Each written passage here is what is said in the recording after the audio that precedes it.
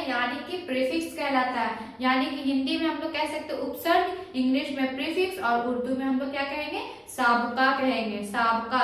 यानी कि किसी लफ्ज के पहले, ठीक है ना, किसी लेटर के समूह से पहले जब कोई वर्ड लग जाए, a group of letter that you put on a beginning on a sentence, that's you call prefix. आप लोग अच्छे से जानते होंगे ये चीजें। तो यहाँ पर जैसे आप लोग देख सकते हो, जैसे एक वर्ड बना है यहाँ पे अनमोल, तो ये किससे मिलकर बना है, अन